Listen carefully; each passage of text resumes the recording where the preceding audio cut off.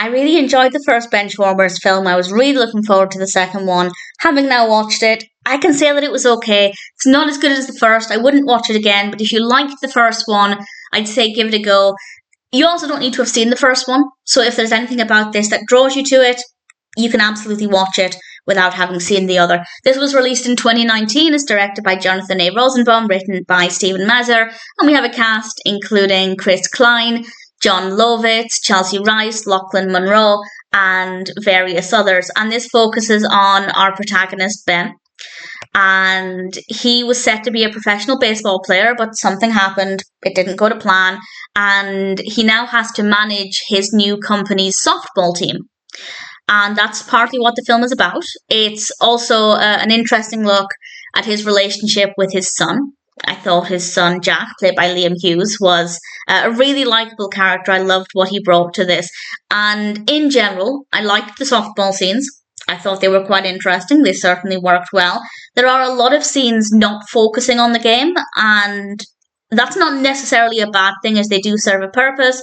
But at the same time, I didn't necessarily find them to be that interesting. So the scenes surrounding the softball scenes, maybe they served a purpose, but they weren't that interesting. As a protagonist, Ben's absolutely fine, perfectly likable, no problems there at all. In general, though, the characters are just not that interesting, and ultimately it just didn't deliver the same quality that the first film did. Now, sequels rarely do. Many do, but often they don't.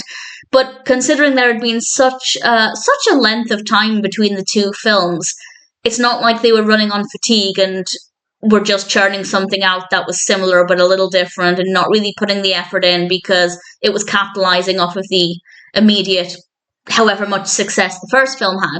Time had passed to the point where this does feel like a completely different film for the most part. Yes, it's a sequel, but at the same time, it could be a completely different film on its own.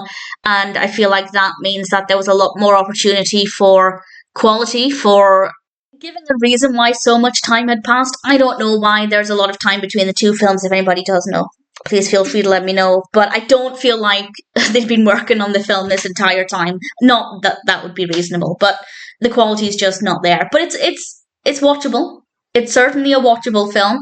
As a one-time watch, I enjoyed it, and if you liked the first film, I think you'll like this. That being said, if you didn't like the first film, you might enjoy this because it does feel quite different. So I'm happy to recommend it, but I don't think it's anything amazing. I was expecting something a little bit better, a little bit more engaging, but the characters are fine, the performances are fine.